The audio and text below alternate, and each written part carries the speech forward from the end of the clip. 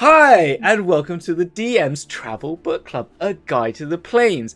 Each episode, we explore a different plane of existence as outlined in the Great Wheel Cosmology in the role-playing game Dungeons & Dragons. Woo! One take, Hamilton. Oh, I wouldn't call you that, but yes, well done. No, unfortunately not.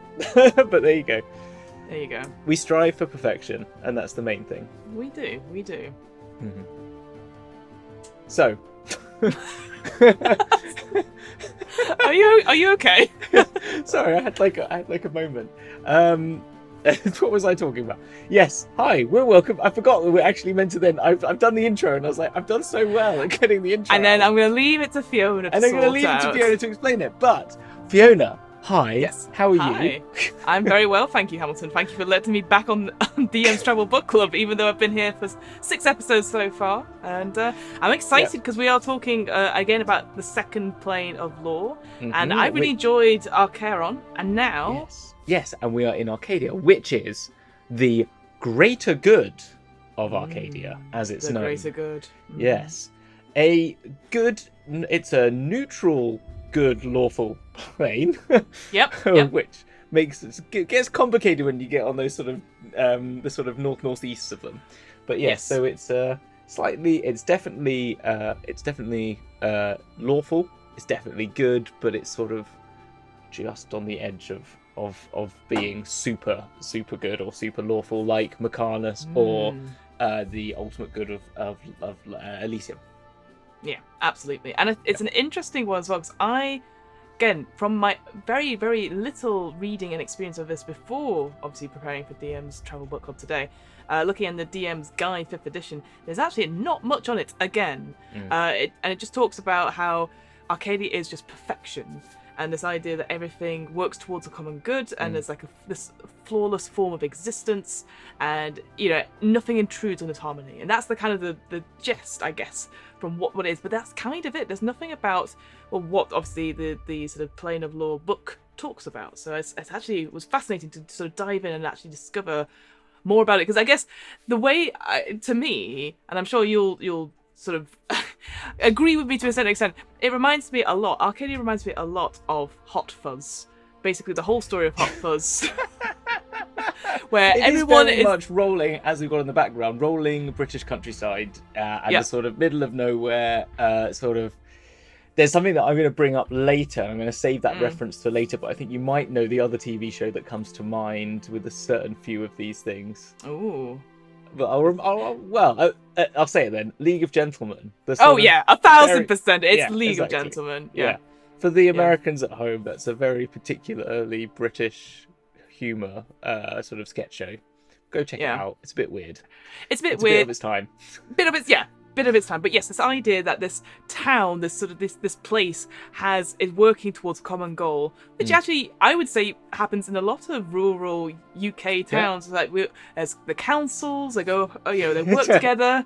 I'm thinking of Jackie Weaver and that whole council debacle they had. No right here, Jackie Weaver. You have no authority here, Jackie Weaver. So we've mentioned her quite a lot on our show. We are big fans. Yeah, we're big fans of her, and it's a reference that will never go away. But yes, so essentially this idea that where everyone's working towards this greater good, and on the surface, it seems, it must be good. Everyone's working together. But I quite like how... As we both said before we even read it, it's way too... There's got to be something sinister going on. Something's wrong with this. Something's not right. And I quite like that. And so I can imagine when we're getting players into this plane, it'd be like... You as a DM would be like acting all really lovely and everything like that, and everything's just perfect. And the players... Because the players are paranoid, even at the best of times, to go, something's not right. Yeah, exactly. You're like, spoilers. And it's a bit like our Ted Lasso talk the other day, is no one is that nice. No one is that good, Without having an agenda. Without having an agenda. Exactly. Well, let's jump in then to Arcadia. So now we're in Arcadia, in these lovely rolling hills, Fiona. Beautiful. There's a geography like all the planes, isn't there? I think we're being very literal with our background, which is all these lovely rolling fields. Well, that is the dark of it, as they say in the book. That's the chant. And the I think the thing that I always thought about Arcadia before heading here for the holidays, I realised that Elysium and I always thought Arcadia was going to be very much more. Now, these are the words I wrote down here. Yeah. And I don't know if you know these names that I'm going to say. Please. But I felt that Arcadia was going to be more capability brown. Right? Do you know who that is? Yeah. Yeah? I do know. Whilst, But for our listeners which I who will might not need know to- it. Yeah. Yeah. I will explain what Capability Brown is. A famous, very famous landscaper from the 18th and 19th century in the UK. Mm-hmm. Predominantly focusing on changing up what used to be English countryside gardens, used to be in manor houses, be very formalised, and so which is actually what Arcadia is more like, which is more like the Versailles and the European style of very much and Dutch gardens. It's quite a famous term as well, where there's not many, which we had a lot of in England at the time. Very formal, arranged set pieces with lines of trees. Yeah. Whilst Capability Brown came along and tried to and part of that enlightenment and that sort of the sort of noble savage. These are very conceptual terms of like the idea of beauty in the very much like the Japanese theories were coming through as well of like wabi-sabi and all that stuff. So in that sense of like everything being about the incidental and seeming random and the chaos and the beauty and those sort of like the natural order of things sort of happening. So I thought that's what Arcadia was going to be, much more verdant, rolling hills, and it just being a tree here and a tree there, but it was just perfectly natural. Do you know what I mean? But actually, it turns out it's very ordered, but not in. And so I still think I'd keep Arcadia that way, but it's more like there are definitive lines of trees that are all perfectly the same height and perfectly arranged. There's a lot more lore in the geography of Arcadia. Than what I was expecting, and I guess that's silly of me to think when it's a law, but I was thinking it more like I thought it would be very much the perfect geometry and law of nature, whilst actually it's become a very mechanized, which we'll get onto later, form of law. So it's very much more on the law side of neutrality, of that spectrum, which I think is interesting. Whilst Elysium then is definitely the more natural, varying, flowing, but a bit more extreme because of its chaotic nature. And so maybe we'll find out something more in the more conflicted places where we find that balance. Maybe there's a more neutral place. But that's what that was my first noted point. Elysium, more Capability Brown. Arcadia, more Versailles was what I wrote. Interesting. Yeah, for me, but I don't know if you agree with that. No, I do agree with that. I always sort of mix them up with Arborea and Arcadia. No, because obviously Arborea is the chaotic, like, look at this beautiful land and this rugged landscape and stuff like that, whereas Arcadia, it feels like somebody's gone, well, this is nice, and as if you are being the creator in a Sims game, you know, like, this is perfect, everything is aligned, everything like that. Like, he even talks about in the book this idea that all the wildflowers, they're still sorted by colour. So like there is like a higher being or something that's organising it, and that is the plane itself. So that's how I saw it as well. Yeah, everything so OCD. Is perfect. Yeah, pretty much, right? And like all the trees, like even the branches which stick out at angles, it looks like it's been designed that way. And that was the thing I got. This whole place has been designed to be perfect. Like as if you got out a ruler or a protractor, you would find the exact same angle on all the trees, and that is spooky. I think. Yeah, it's a little bit like a video game from the sort of mid-90s, where it's like the trees are exactly the same cutout tree in a line. Yeah, and that's kind of what it's kind of weird, and it kind of at first I must admit that put me off it a little bit because it wasn't what I was expecting. In the sense that I was expecting it to be more. I was expecting to find this a place I was going to read and be like in this more. Actually, you're right. Arborea was what I also meant when I was saying Elysium. The two of them together, and that sort of idea of it being. Yeah, just more wild, but the lore coming from the sort of natural of things. But anyway, but then the grander scale of it then, so that's the sort of more macro design, the sort of it is then like all the other planes has multiple layers. However, unlike other planes that we've talked about, this has succumbed to a thing that we've mentioned a few times in other planes of it being an issue, which is that one of its layers has been transported to another layer. To another plane completely. Another plane, sorry. Yeah, exactly. Yeah. Which is, it's just like, when you're reading it, you're like, oh my god! And then, what? And then you get to the end of the book, as spoilers, it says, you'll find us out in the next book. And you're like, no! You can't! Where's the clickbaity thing, this whole layer? Yes, so there's 3 layers. Clickbait in the book, basically. Yeah, clickbait in the book. The old-fashioned clickbait, when you had to read it. But yeah, Arcadia has 3 layers. And what is interesting, I'm sure we'll go into more the sort of topographical of it in a second, but it's interesting how, because of the loss of this 3rd layer, that everyone's keeping it like a guarded secret. The sort of the petitioners, the people who live in this land, are now suspicious of everyone. So there's a really cool sort of detail that I thought was good. So again, it feels very much like Hot Fuzz, that sort of nosy busybody asking what you're doing here, and everything's nice, and everyone is welcome as long as you believe the same as us. And all petitioners have this access to a spell called No Alignment, which they would cast to work out what alignment people are. But they see it as a compliment. It's like, oh, you're checking on my neighbour? Thank you so much for that. I'm like, what? That's crazy. This idea that you're snooping on someone, like, because no matter if they're good or evil, it's in case they're chaotic as well. Because the idea here, chaotics are tolerated so long as they stick to the rules, because as soon as they're not, we'll ask you to leave. So they say that the petitioners and the people of the land have sort of 3 reactions. It gets different in different layers, but in the general layer that most people arrive at, which is the 1st layer, which is known as a bellio or bayo. I don't know if it's the L is a Y. I thought it was abellio. So yeah, abellio. I think because I was wondering if it was a bayo. A bayo? But no, that's a bit weird. I don't know, maybe.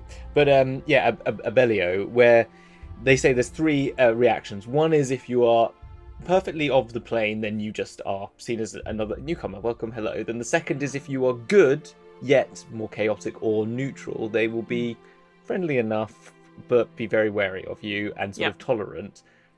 And probably try and get you to leave as soon as possible. As soon as possible. But and if you're evil, you get attacked. And that's it, because they are staunchly, and they see it. And it's interesting because it does talk about it a few times, and we'll talk more about the people a bit later, but it does talk about, like, it tries to explain that sort of aggression, because people as like, it's for the greater good. So it fits with the plane's concept, because it's law over good.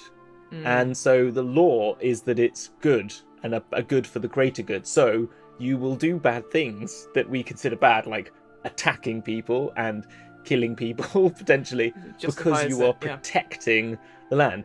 Not that I totally agree with all the theories behind it, because the greater good is a concept that's very, well, it's a whole different podcast. Well, but I can quickly talk about it though, because whilst you did sort of architecture and stuff, I did philosophy. There you go. And I did my dissertation on Jeremy Bentham, who's did a theory of greatest good for the greatest number. And originally it wasn't an ethical theory, which most people will know it for now, but it was a political theory. So this idea that all laws of a land should be aimed at maximizing the greatest good for the greatest number, and which you think is a good idea. Like, you're like, yeah, that makes total sense, but actually that means those poor books that are aren't a part of the greater good, they're like, oh, oops, they get the raw end of the deal. And it's interesting, again, a quick side note on that, just to sort of finish this bit off, was that they tried to bring back happiness surveys, obviously, when we had David Cameron as the UK Prime Minister, but they justified it as like, well, we can quantify happiness now. So that's one of the reasons they said, like, well, happiness, we can't quantify it, and they said, oh, we can now with surveys. But also, it still leads to the same problem, because, like, it's, you're still... The people that aren't happy, the small number of people that aren't happy, they're going to be even worse off. So it was just interesting how that theory always comes back around in different. It does, and it's been tried and tested in lots of other philosophies and stuff in the past. It's a thing, and it's, as I said, well, maybe if you're in a philosophy podcast is on the cards at some point. It's been over a decade. I think I'm okay with D&D.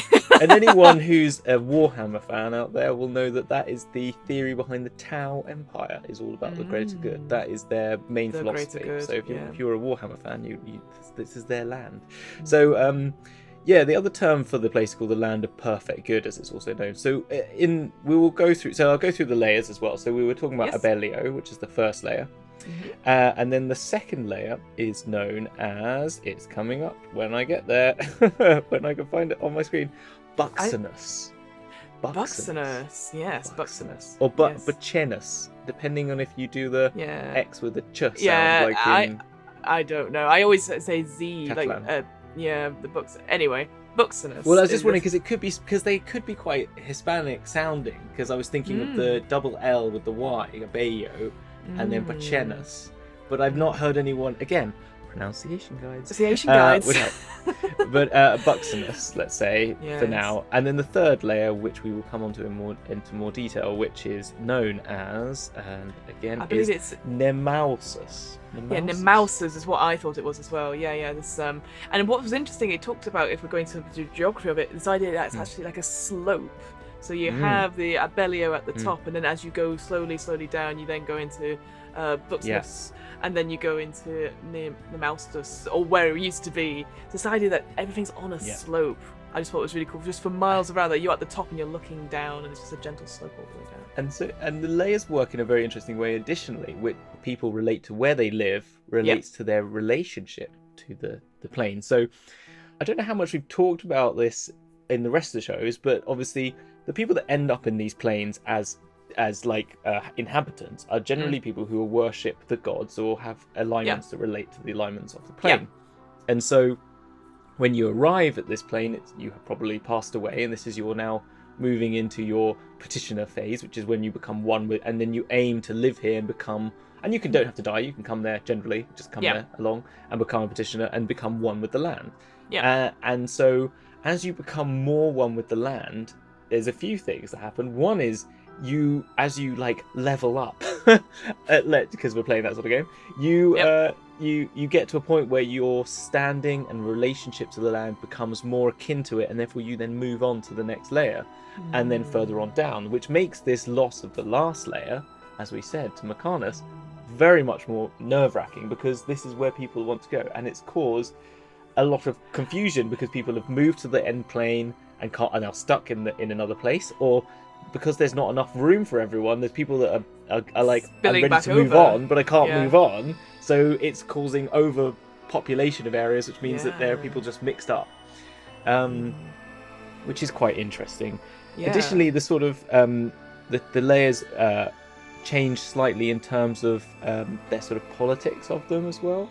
So the main layer is more about working the land and sort of being a part of the land, whilst the second layer is much more an aggressive land, let's say. It's as they call it, the second layer is a mustering ground where the forces of Arcadia gather their might for yet another attempt to take back the third layer. So it's become this sort of war land, a little bit like a sort of like barracks and encampment of the more staunchly focused to their land place. And we'll come on to the residents. It feels like, I just feel a bit like a mixture of, say, like Yizgard in the way that I did, like, glory! We'll get them back, we'll get it back. It feels very much very pomp and circumstance that maybe, say, UK in World War One, and I'm sure other places around were like, yes, we'll be home by Christmas, lads, that sort of thing.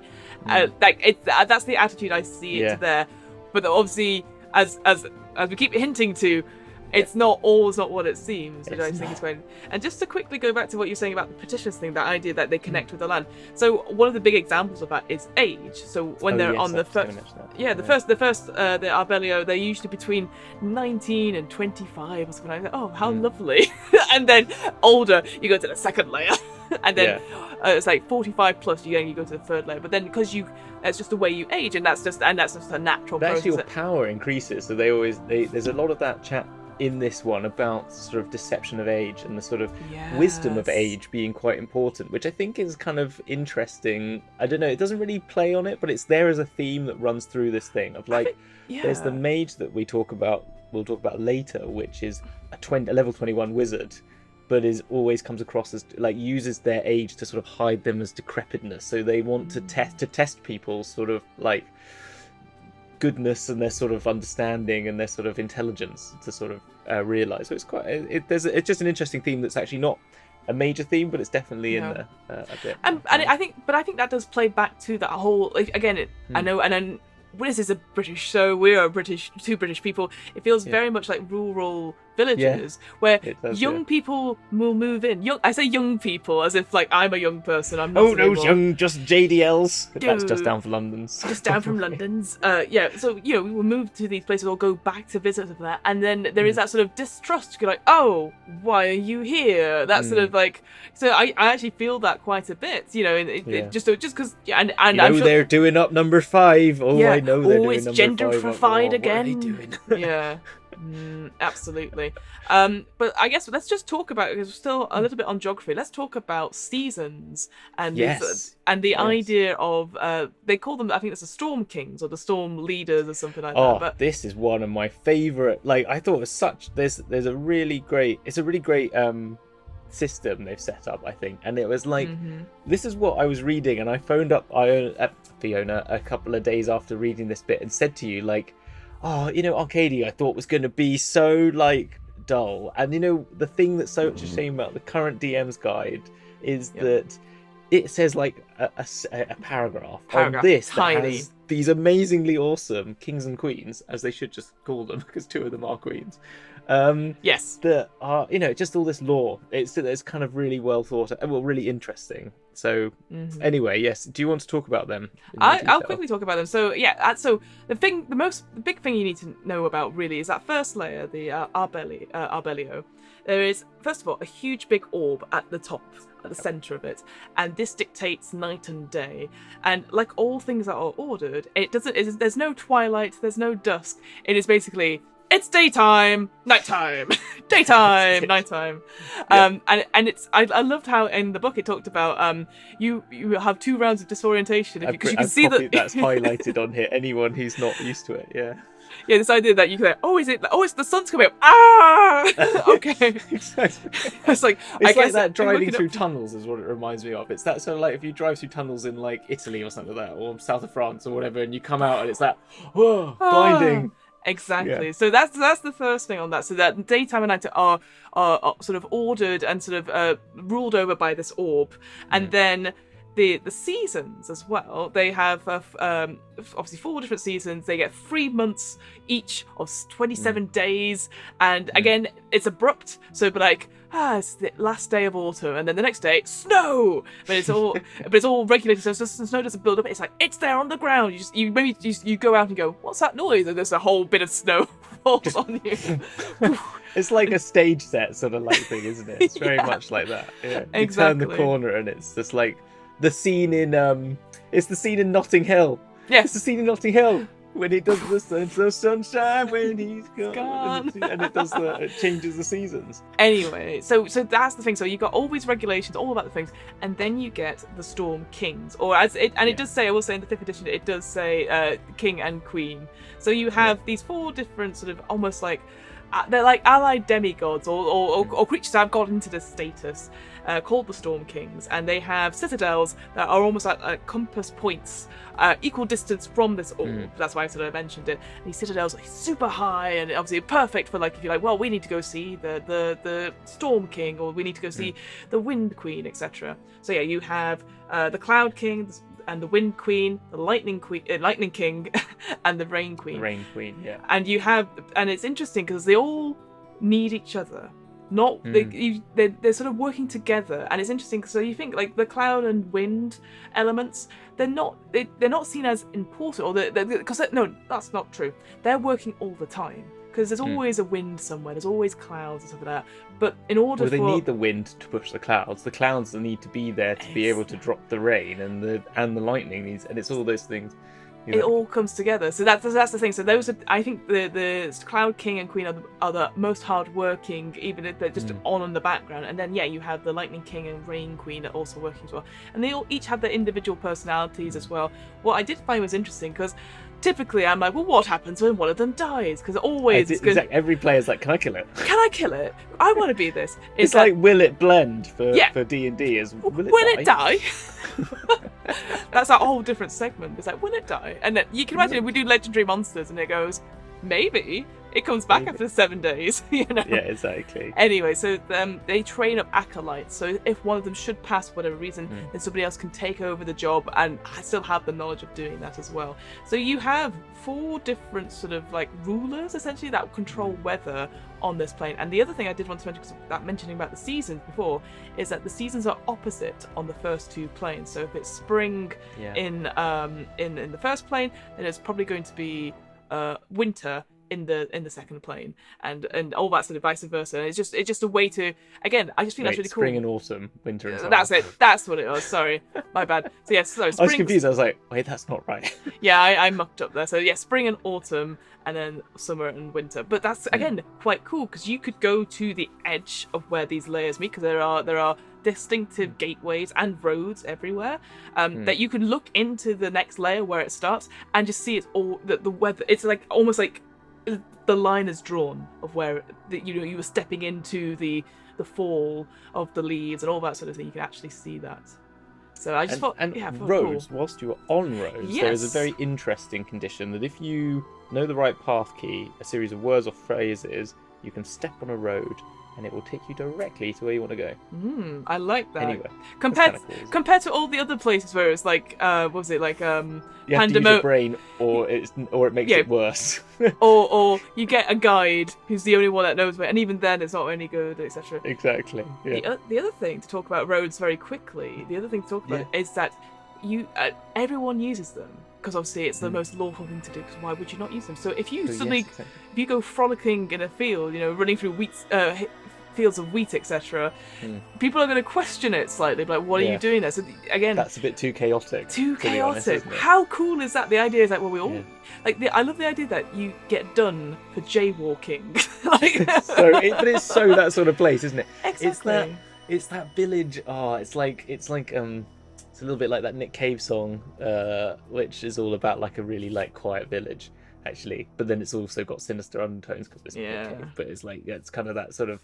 That's what it makes me think of. It's like no jaywalking. It's Pleasantville, isn't it? Yeah, it's Pleasantville. Absolutely. Is that idea that everything is great? You're so welcome here as long as you follow the rules and you believe exactly what, and you do exactly what we do.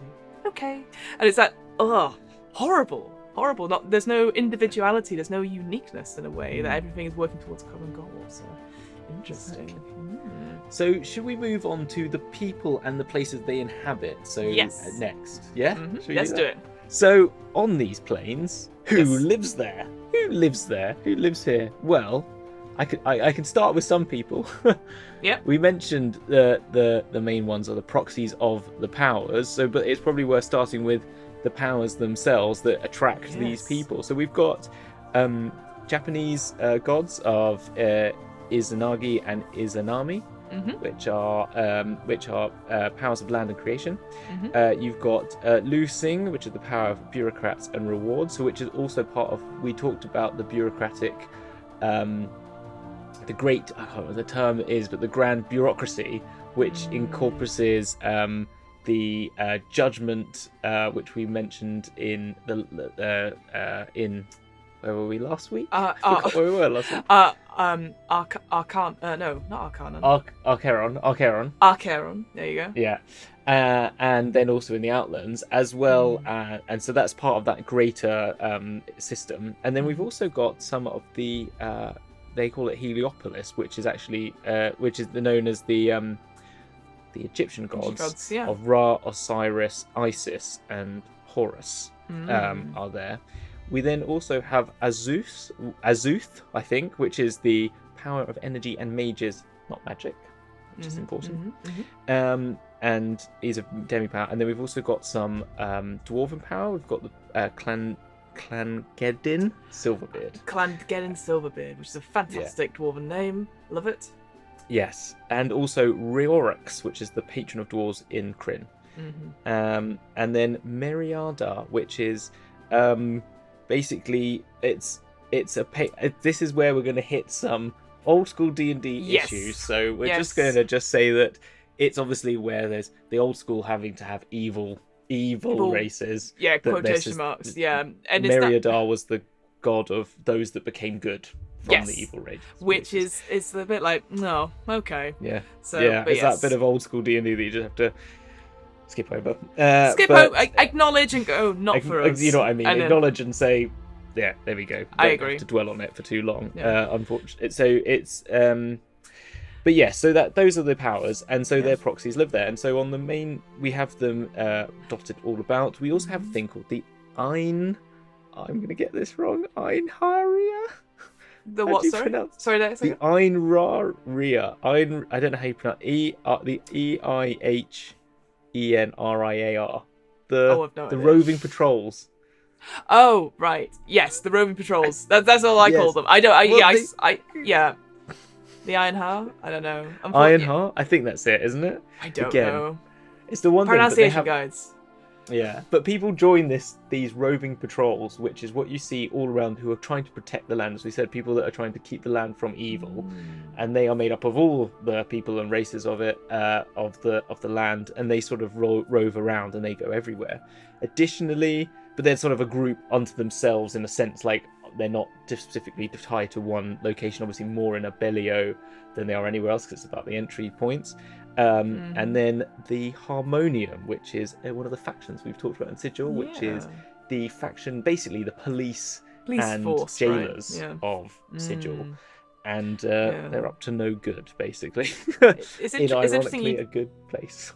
Yeah, it's interesting you talk about those roving sort of bands of what I would consider maybe vigilantes in a way, but compared to that to Arcadia, which obviously had those all war bands that are fighting. So it's interesting to have that comparison, I guess, because obviously they're like, well, we're doing what's right, and this is important to us, for the greater good. Whereas on Arcadia, they're fighting because they don't know anything beyond that. It's like for them, it's just go. It's not for a greater cause. It's just like, this is all we know. So I think that's just a really interesting comparison that I hadn't really considered. Yeah, exactly. And I think that's it's an interesting. I think it is D&D, and therefore it talks about conflict quite a lot. And even though these are not the planes of conflict, there is always conflict ongoing. But it's showing us throughout all of these, as you just mentioned, like a different way of why conflicts occur, which I think is actually quite interesting in some ways. I don't know. It's just another. That's kind of what I'm enjoying about the planes books, is because they are quite philosophical, and there's something in them which is actually someone's really looking at all these different concepts that we're hitting. I agree. In different ways. It's a different way to have adventures, I think, for your party. That's because obviously if you take everyone here to Arcadia and you're like, something's not right. There's something, but we can't. We've got to follow the rules and stuff like that. What's interesting about the gods you've all just mentioned? Obviously, there's loads and loads of gods, all different sort of pantheons, all from in both in the real world and obviously from D&D. None of them fight or squabble. They all sort of just get on, even though their ideas of good are different to one another. They just get on and do stuff. And I thought that's really interesting. The squabbles happen between their proxies and their petitions, but neither of them will go to war against each other. Again, compared to Arcadia, where obviously you have it's just war between all the deities there. So I was just like, that's interesting, because there's so many deities here compared to other planes we've looked at, and yet they all get on. So and just to remind people of the difference between powers, proxies, and petitioners. Powers are the gods. Proxies are the sort of leaders that the powers put in charge of their realms on their behalf, and then the petitioners are the people who are their believers who live there. Just to clarify, in case because we talk about it a lot, but it's worth reminding people every time. It is, So the people of the town, the other peoples that are interesting as well as and I didn't know these things, the name of these, the Formians before. I looked them up. I was like, what is this? And I was like, whoa, I've never heard of these creatures before. So, do you want to talk about them? I'll quickly talk about it. So this refers to a town called Mandible, which should give you a massive clue of what the people in it. And it's just this idea. It's a highly militaristic sort of hive city inhabited by these creatures, which are basically almost like they're ants, essentially, like sort of standing upright ants. And it's the sort of, it's on the first layer, and it's their sort of main trading location. and there's a whole little story in it. I really enjoyed this actually, about the Queen Mother story, having, obviously sort of raising up 3 daughters, and before any of them could take over, she's like, I will send you out into the world so you can complete your training. And of course they never come back for various reasons and stuff. And I like that idea that there's this control, again, a political thing, this idea that it's for the greater good that you go out and we should share our practices with other people, and not that you take over my stuff. Bye. That's sort of... Exactly. It's really well, it's very, just a lovely little intrigue. And they've got, and with all of these places, they've got a thing called like the dark, or behind the throne, which is always quite interesting, or the sort of local news, which is always like gossip. So there's always little fun things in these books, just to get you, just if you don't want to, just to give you something to start with when you enter these towns. It just made me think of Stoke Mandeville. That's why, I don't know, because of Mandeville, and I was thinking of English towns, and that's what just came to my head. The next one then is Marduk, which I thought was cool because it involved dragons. I knew Mr. Dragon DM over there. Yeah, exactly. But I love the intrigue in this one. So Marduk is another realm, and the character of it is noted as, order is nothing without beauty, and there is no beauty without order.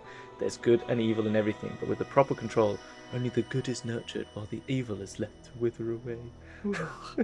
I don't know, it's just kind of like, they're sort of so like subtly quite scary places, aren't they, in some ways? Do you know what I mean? But Marduk, who is the ruler of Marduk, the realm where the city of Marduk lives, so he's not an egotist. No. The Binder of Dragons controls this realm. He's a power with 4 eyes, 4 ears, and a mouth that shoots flames when he speaks. And it's said that he and Tiamat each emerge from their lairs every 100 years to wage war on each other, which I quite like to determine who rules the next century.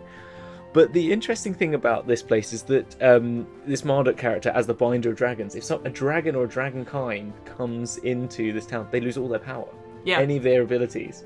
Which, like, no ability, which is an interesting concept. Yeah, they're not even allowed in, are they? They're just sort of like... Well, if they're in, if they're good aligned, as it says, they're good aligned, then they are very quickly chased to the edge of the town. And if they're evil, they're fought on. Again, it's a similar sort of thing, but they definitely, But there's this whole, like, it's one of the most beautiful in the plain. It has these rivers that wind through it, and it's got these, like, overly maintained spaces, and it's like beauty is the ultimate goal of this place.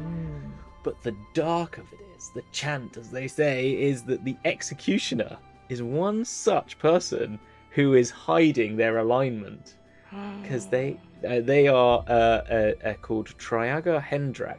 So this place has got a very much judge executioner. If you're bad, you any false move, you just get chopped head off, right? And the executioner is actually a lawful evil, and is the head of the Thieves Guild, and is hiding their alignment, and is using it. And because they're head of the Thieves Guild and the executioner, they let people that are thieves that they don't like get caught so they can get rid of them. It's funny. Like, what an intriguing little, like, I mean, it's an awful being, but like as in person to be doing that, but interesting, like, little baddie to play around. That sort of it's selfish for their own means, which is not part of the common good, which is good. Well, that leads us quite nicely, if you don't mind, going on to the magical conditions. Yes, if that's okay. The big thing, there's 2 big things to note about magical conditions of Arcadia. First one, magic takes bloody ages. Twice as long to do anything. It's like ritual casting, because obviously everything needs to be fair and take the time and stuff like that. So your poor spellcasters are going to be like, fuck. It's just like, oh my god. So there's that. But also, you have to, as the caster, have good intentions behind your spells, otherwise they fail. So the idea, so the idea that, we need to kill this person for the good of the town, fireball. Like, you have to, like, manifest. Fireball. You have to manifest that thing. You can't be like, power word kill, because I want them to. But as a result, evil, like, spellcasters or people who have, like, malintent have to. And it was a great quote here, like, to have to like sort of sweeten their thoughts. I was like, oh, that's so cool. Like, everyone has to be super nice, but you're like, oh, it's like, it's in Bridget Jones's Diary, it's called the jellyfish compliment, where it's like stinging, but it's obviously you can't say anything because it's too nice to be like, oh, you cow. Yeah, exactly. So that's how I imagine like all I guess. Yeah, like negging. negging. Yeah. So that's all spellcasters do to me now. When they're on Arcadia, they're like, I just wish you weren't here anymore, because then you can explore the rest of the world and don't do. It's like try and justify it. But I just thought that's a really cool thing, that you have to have good intentions. Like it has to be a benefit not for you, but and for the to greater the larger good. of the groups as well. So it's not just individual. If you're like gonna do something that's a spell that helps even a small group but will hinder a larger group, then it's very interesting. It is interesting, and DMs beware is kind of what I say, because you've got to really think about that. Yeah. The other quick thing as well is that illusionary magic, anything that's deceptive, won't work because people will see straight through it, which I think is amazing. But like stuff like alter, like anything physical, I would assume was alright, but anything illusionary, people will see straight through. Exactly. Which is it's interesting. I can imagine like on that, in Marduk's realm of beauty, if you were going to use an illusionary magic to make something more beautiful, then maybe it might work. But again, that's something that you can DMs can do figure out themselves. I mean, again, I can just imagine in that particular realm, it is Hot Fuzz, it is the village of the year, and they're trying their best, and if somebody goes, "Oh, it's fine, I'll gosh, it's Marduk and Bloom." Yeah, and they do a bit of glamour or something in it, but everyone sees through it, and they're like, "Yes, this won't work." Oh. Yes. Talk about magical. There's some really interesting magical items to be had in Arcadia as well. This is the first time I believe they've had realm or plane specific magical items that they've sort of mentioned in the book. I think in the Abyss they had just the ability to make the blood ichor. They had the blood ichor, and they had the black metal, the iron swords and gear that you could buy. Sure. But it wasn't as particular as this. You're right. It was just, but they're the only other ones I could think of. Yeah. But they have the chains of light, which are appear to be designed by the power Ruorix, which is which is the Kryn deity of dwarves, or from, you can say it comes from Clandegan, wherever you're from, in terms of like wherever land you're using as your prime world. But they are shiny metallic chains, but when used to bind an evil creature, they glow with intensive light equal to the continued light spell. Those with evil or chaotic bend who lock upon this light must save versus spell or be blinded. And then you can see if the creature bound tries to escape the chain's heat or cool, depending on which will do more damage, causing 1d2 points of damage to the first round, etc. So basically, they are like like what are they called? Manacles. Manacles. Not mandibles. Yeah. Not mandibles, because we just said mandibles. Yeah. And not stoke mandible. No. It's manacles. They are manacles, which are basically focus about using them on evil creatures. Which but I guess if you're going to my theory, if you're going to battle or you're going to like the hells or something like that, could be a useful item, I guess. Yeah. But there's an. Oh yeah. Go on. All I was gonna say was that it's interesting. It mentions like they heat, which normally is what we go, oh yeah, that will definitely hurt. Because we've got heat metal and all that sort of thing. Or cool, depending on which does more damage. That's great because obviously most demons, if it's a demon or it's a devil, they're going to have fire resistance. So I thought that was really interesting that they put that in there. And then there was the Van Braces, which are basically like a protection-based thing. That if you get hit by spells, for evil spells, then you get benefits from that. Again, I'm going to leave this a bit, skip this to link that to the dwarves very quickly. There's a very interesting point because the dwarves are mustering always and off to fight, and it does say that the battle, the wording. I need to find the wording because it was kind of it was very well put. What it was saying about these dwarves are they have this war bands that they are preparing for war, and there is a thing a bit similar to Isgard, but there's also this note saying they haven't been seen yet, but the creatures of Archeron and Bata are dreading the day that dwarves come marching in on them. Oh. Because it's like they've got all these like amazingly powerful like abilities that can like fight evil, whatever it is, and so interesting like that, but they do send them out to battle, and it does say that Clan Geddon watches over the children who die in his name and gathers their spirits back to him whenever they die, even outside their realm, which is the only power that has that ability. However, he is the only one who knows this. Yeah. He doesn't tell any of his people, so that they go and die in battle, because if they did, their sacrifice is all the more noble because they think nothingness awaits them. And it just reminded me of that Isgard point where they're all going like, "Oh, the glory of battle, dying in battle," and they all know they're going to wake up in the morning. Yeah, it's such an opposite, isn't it? It just was interesting. I don't know. Not that I believe one is right or wrong. I just thought it was interesting that it felt Isgard felt so false, whilst and this one sort of plays on that. I guess it is that sort of the noble death and all that thing, but of course, again, not to get too philosophical about it, but going back to that World War I analogy I did, exactly. That idea of like, oh, we'll be home before Christmas, and then awfulness, fate, people on all fronts on that front. So I can imagine then suddenly like, oh, yeah, congratulations, you did it, and now you're back with me. I'll be like, I mean, again, it's different because those people who are inhabiting the planes, they know this is the law and they accept it. But to adventurers and people like myself will be like, that's cruel, that is wrong, So I think that's the thing.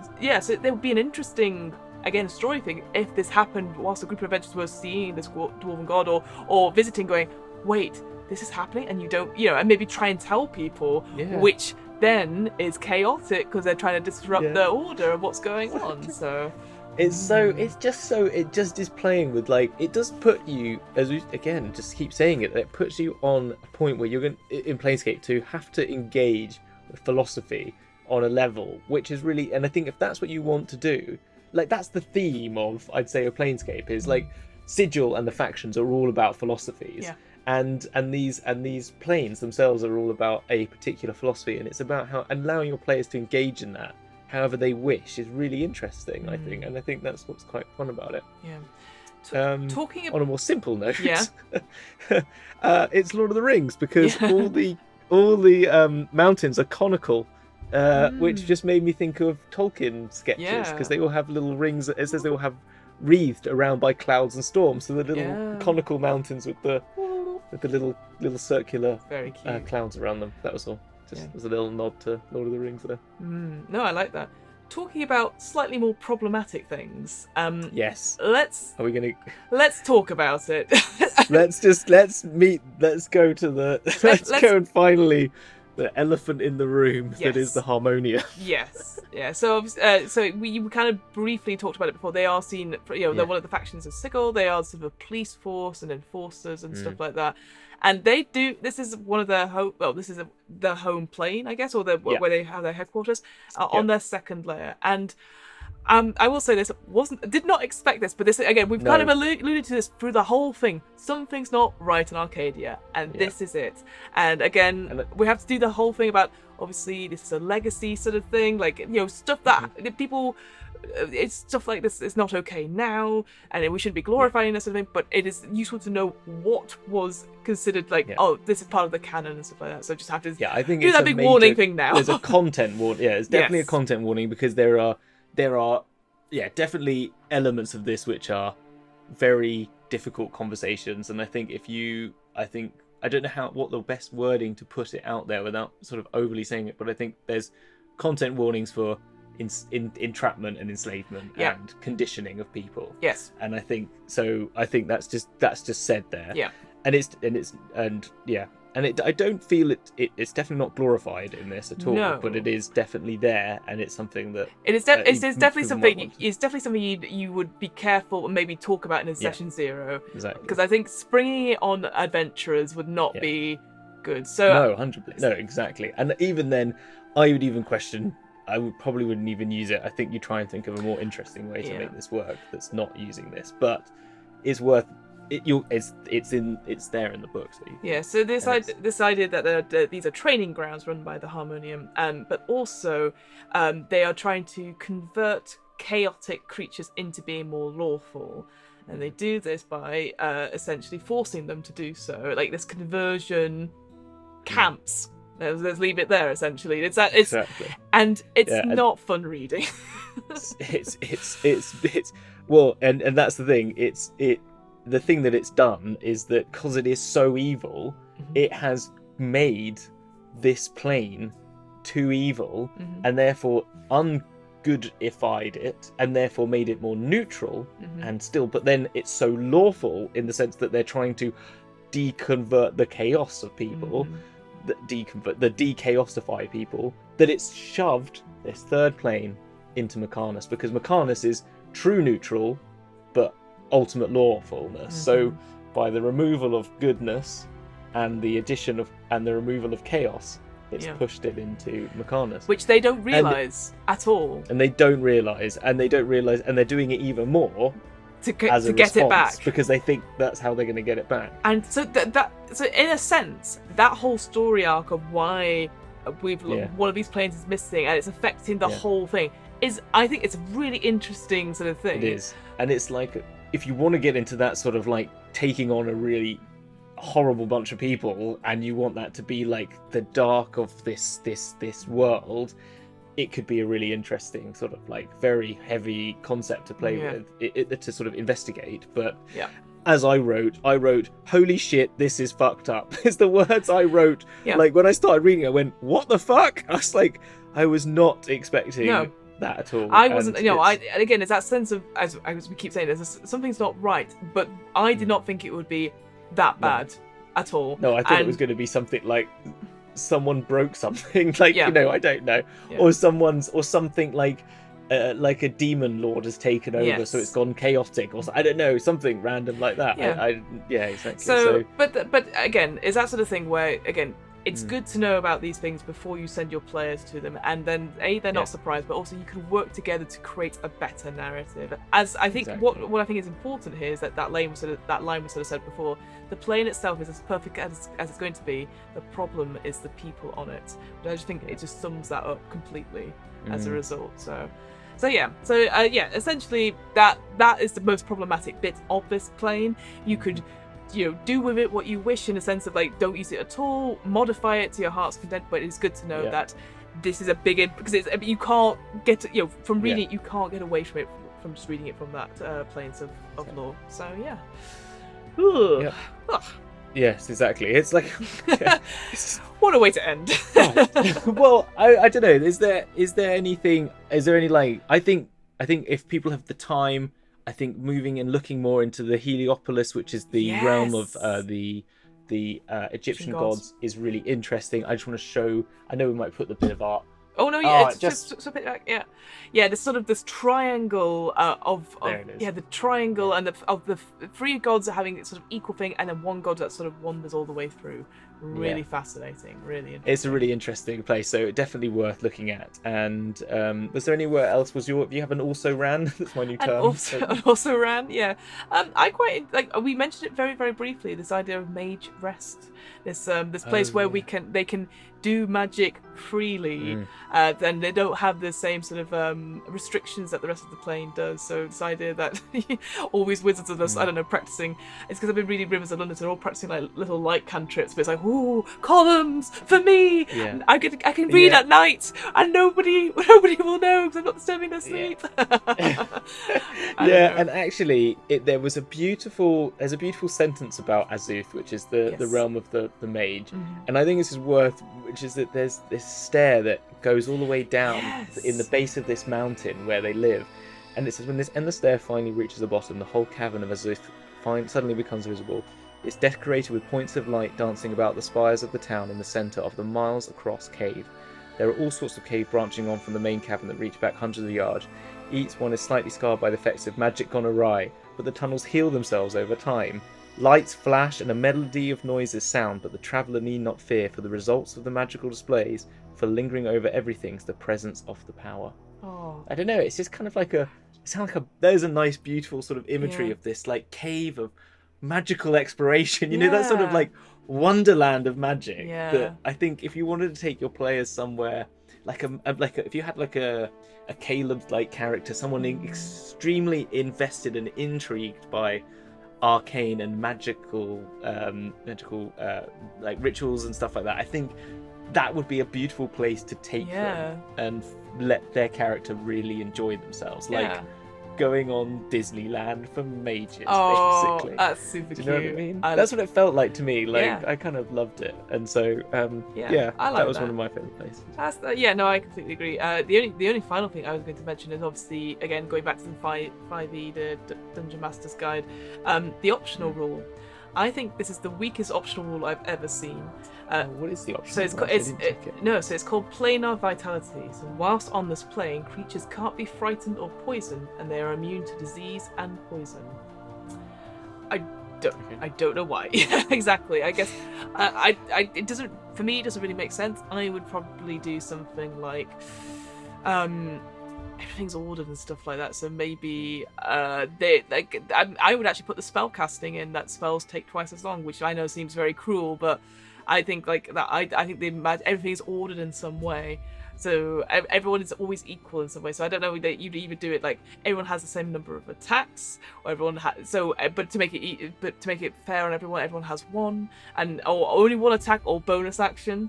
Perhaps, I don't know. Like, I'd be cruel like that. But the planar vitality, I didn't think it made very much sense there. So I think they've run out of things to say about those optional rules there. Yeah, I think that is a bit of a shame one, because there was a couple that I thought were actually kind of interesting and still kept a lot of it. I think also, just to mention, if you want to learn more, we will talk about it next week. The other plane, the layer that has disappeared, but you can find that in the Mechanos book. And I did read it, and I think maybe we'll leave it. Should we leave it till then? Let's leave it till then, because I think it's because we're like, well, where's this missing plane? So yes, so next time. Fiona, where are we going next week then? Well, Hamilton, as we've just seen the greater good of Arcadia, I thought we'd go to the clockwork Nevada of Mechanos, the plane of ultimate law and order and Modrons. Modrons! I cannot wait. I know. It's like literally we've been talking about Modrons like every single time. We're like, when are we gonna get to the Modrons? Yeah. And what a good way to do it midway. Yes, I think that works. We've actually got quite a good midway, halfway point. We get to do Modrons, and then we get to go to hell. Oh no! Yes, indeed. No, so yes, I know exactly. So yes, the next time, next time we'll talk all about Nirvana, as sometimes it's called as, but yes, Mechanos. Yeah. That's where we're going next. Yeah, we've got the Modron March. We've got Primus. We've got all these fantastic beings and places. And if you like cogs, if you're a cog fan, you're gonna all those cog fans out there are gonna get good cog video in the background. Oh, you like clock punk or whatever it's called, or steampunk? Yeah, steampunk. Oh wow, you're a steampunk fan. Get ready. Like trains? You like trains? What else uses? There's no cogs. There's no trains of Mechanos. Like clocks. Clock punk. Yeah. Okay, but until next time, folks. Until next time, you can subscribe to our YouTube channel, catch up on previous episodes and VODs of our sibling show, the DM's Book Club. There'll be some links around here, and yes, until next time, thank you so much for tuning in, watching. Thank you. Thank you for dealing with us and the Emmerdale theme tune, which I don't know if we'll make the edit. But until next time, folks. I want it all over the show. Just the backing music for the whole show to be that. And until next time, for the greater good. Thank you very much. Take care. Bye.